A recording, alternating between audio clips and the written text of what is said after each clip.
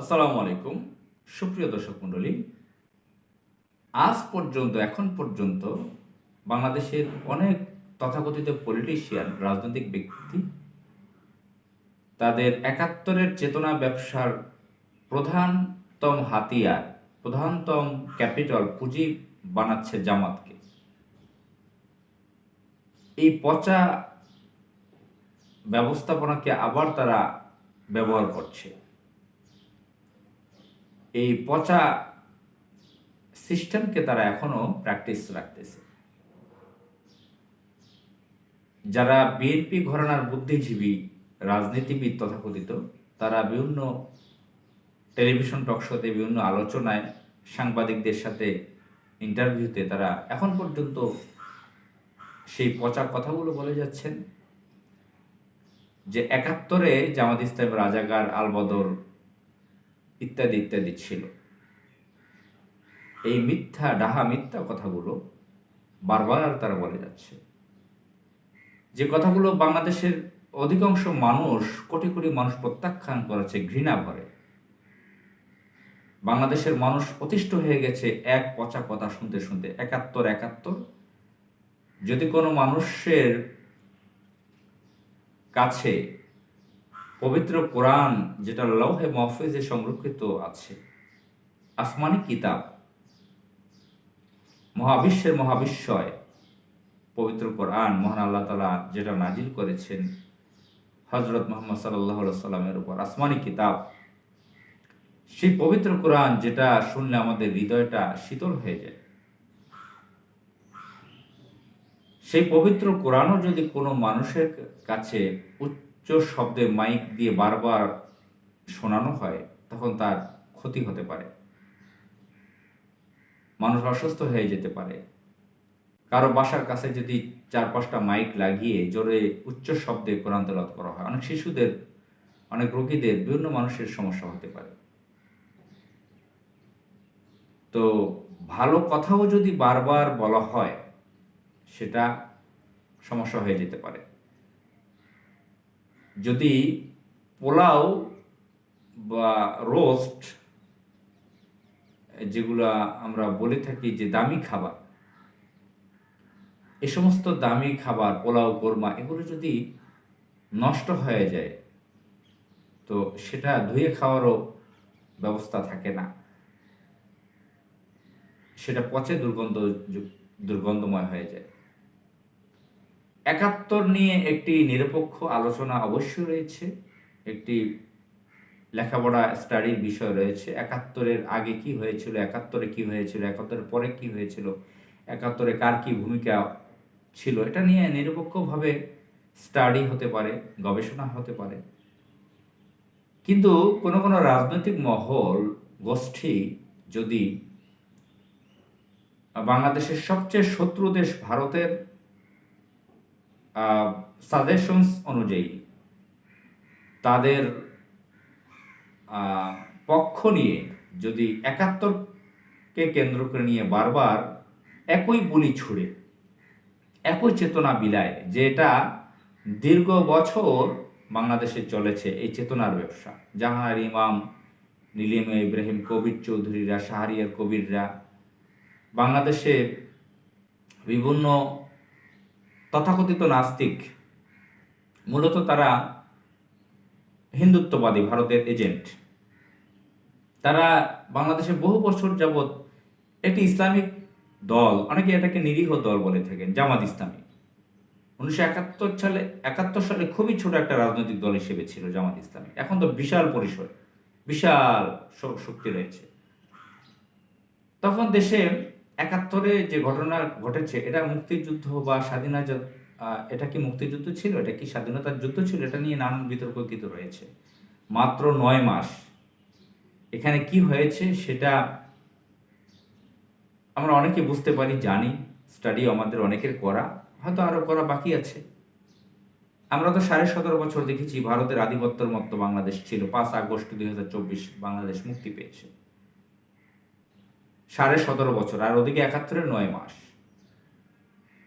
তো যাই হোক, সেই সময় জামাত ইসলামী নাকি স্বাধীনতার বিরোধিতা করেছে, যেটার কোনো ভালো এভিডেন্স নেই, প্রমাণ নেই।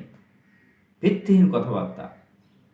এখন অনেক পণ্ডিত নিজেদেরকে বুদ্ধিজীবী সাজাবার জন্য তারা বলতেছে জামাত ইসলামের আজও ক্ষমা চায়নি, তাদের ক্ষমা চাওয়া উচিত ছিল। এই ধরনের শিশুসুলভ কথা, হাস্যকর কথা, চরম গণ্ডমূর্খের মতন কথা। আচ্ছা, জামাত ইসলামী যদি ক্ষমা চেত তাহলে তারা রাজনীতি করার সুযোগ পেত? এখানে তো জামাত ইসলামের ক্ষমা চাওয়ার প্রশ্নই আসে না। জামাত ইসলামী তো ৭১ সেই অন্যায় করেনি, স্বাধীনতার বিরোধিতা করেছে বা পক্ষ নিয়েছে ভালোভাবে কোনোটাই প্রমাণিত না। আর বিভিন্ন মানুষের বিভিন্ন মতামত থাকতেই পারে। জামাত ইসলামের নেতারা তো সেখানে বড় ধরনের কোনো ক্রিমিনাল অফেন্সে ছিল না। যাদেরকে মেরে ফেলা হয়েছে আইনি কাঠামোর মাধ্যমে, ক্যাঙ্গারু কোর্টের মাধ্যমে, ট্রাইব্যুনাল তৈরি করে ভারতের নির্দেশে কাদের মোল্লাদের যখন মেরে ফেলা হলো, সেই মামলাগুলো যে দুর্বল ছিল, মিথ্যা ছিল, সেগুলো তো বারবার প্রমাণ হয়েছে। সেই সময় প্রমাণ হয়েছে, এখনো প্রমাণ হচ্ছে। ৭১ পরে তো তারা আসামি ছিল না। গুন্ডা শেখ মুজিবুর রহমান যখন প্রধানমন্ত্রী প্রেসিডেন্ট ছিল পর্যায়ক্রমে, তখনও তো তারা মামলার আসামি ছিল না, তাদের নামে থানায় কোনো জিডি ছিল না। তো জামাত ইসলামী যদি তাদের দল হিসেবে তারা ক্ষমা চেত, তাহলে তো সেই ভারতপন্থী যে মিডিয়াগুলো বাংলাদেশে যারা হুমড়ি খেয়ে পড়ে, সবাই বলতো তোমরা ৭১ ঘাতক, সেটা তো প্রমাণিত, তোমরা নিজেই স্বীকার করে নিয়েছো তোমরা। তখন কিন্তু ভিন্ন একটি জামাত ইসলামকে নিঃশেষ করে ফেলা হতো এটার মাধ্যমে। তো এই সস্তা কথাগুলো বারবার বলে আসছে বিভিন্ন ধরনের তথাকথিত বুদ্ধিজীবী সাজার চেষ্টা করতেছে। রাজনৈতিক ব্যক্তিত্ব, রাজনৈতিক বিশ্লেষক হিসেবে তারা পরিচিতি পেতে চায়। বারবার তারা ৭১-এর পচা কথাগুলো বলে আসছে। ৭১ যারা রাজাকার ছিল, পাকিস্তানের দালালি করেছে, তারা সবাই আওয়ামী লীগ বিএনপির লোকজন। এই কথাগুলো অনেকে মনে করতে পারেন যে আপনি তো সস্তা কথা আপনিই বললেন। শাহ আজিজুর রহমান বলেন, মাওলানা নুরুল ইসলাম বলেন, আর কর্নেল ফারুক বলেন, ইঞ্জিনিয়ার খন্দকার মোশাররফ বলেন, আওয়ামী লীগ বিএনপির মধ্যে, আওয়ামী লীগের মধ্যে প্রচুর সংখ্যক এভাবে রয়েছে পাকিস্তানি লোকজন, যারা পাকিস্তানের পক্ষে ছিল, বড় বড় চাকরি করেছে, তারা অ্যাডমিনিস্ট্রেশনে ছিল, পাকিস্তানের রাজাকার বাহিনী গঠন করেছে, পাকিস্তানের পক্ষ নিয়েছিল। তারাই বলছে জামাতকে স্বাধীনতা বিরোধী, মুক্তিযুদ্ধ বিরোধী। এগুলো নিয়ে অনেক বড় লম্বা কথা হয়ে যাবে, যদি বলতে চাই টানা 3 ঘন্টা বলা যাবে। এখন পর্যন্ত এই মুহূর্তেও যখন নতুন একটি মুক্তিযুদ্ধ হয়েছে, দেশ স্বাধীন হয়েছে, 24-এ একটি বিপ্লব হয়েছে, বাংলাদেশের তরুণরা, অধিকাংশ মানুষ যখন ৭১-এর কথা শুনলেই তারা পচা দুর্গন্ধময় মনে করে। ৭১-এর চেতনার কথা, ফালতু চেতনার কথা শুনলেই তাদের যখন মেজাজ খারাপ হয়ে যায়, বাংলাদেশের প্রতিটি অশিক্ষিত, শিক্ষিত সব অধিকাংশ মানুষ যখন ৭১-এর এই ফালতু চেতনার কথা শুনলে রাগ করে, খুব বাজে ফিল করে, সেই সময়েও কোনো সাংবাদিক এই তাদের সাংবাদিকতার যে ব্যবসা, তাদের চাকরি টিকিয়ে রাখার জন্য, কেউ বা তাদের চ্যানেল আছে তাদের ভিউ বাড়াবার জন্য ৭১ নিয়ে প্রশ্ন করে যাচ্ছে বিভিন্ন লোকের কাছে, যারা কোনো গুরুত্বপূর্ণ ব্যক্তি নন, রাজনৈতিক বিশ্লেষক, রাজনৈতিক ব্যক্তিত্ব সাজতে চান, প্রগতিশীল সাজতে চান, এমপি হতে চান, কিছু সুবিধা নিতে চান, তারা সেই জামাতকে পেঁচিয়ে নানান বাজে কথা বলে যাচ্ছেন। ৭১-এর চেতনা নিয়ে তারা সেই আওয়ামী লীগের মতো ব্যবসা করে যাচ্ছেন। বিএনপিপন্থী নেতারাও অনেকে, এই আওয়ামী লীগ এবং বিএনপির দুটি রাজনৈতিক দলের নেতাদের এই ৭১-এর চেতনার পুঁজি একটাই, জামাত ইসলামী। পচা একটা পুঁজি। এতে যে তাদের হিতে বিপরীত হবে, আওয়ামী লীগের মতন কিন্তু বিএনপিও ধ্বংস হয়ে যাবে যদি এই সিস্টেম, কালচার, প্র্যাকটিস তারা রাখে। অত্যন্ত পচা ব্যবস্থা। ৭১-এর এই চেতনার ব্যবসাটা তো বাংলাদেশে ছড়িয়ে দিয়েছে আওয়ামী লীগের মাধ্যমে ইন্ডিয়া, ভারত। তারা জানে বাংলাদেশের জামাত ইসলামী নেতারা তারা সেল হয়ে যায় না, তাদেরকে পারচেস করা যায় না। তারা বাংলাদেশের পক্ষে, তারা ইসলামের পক্ষে।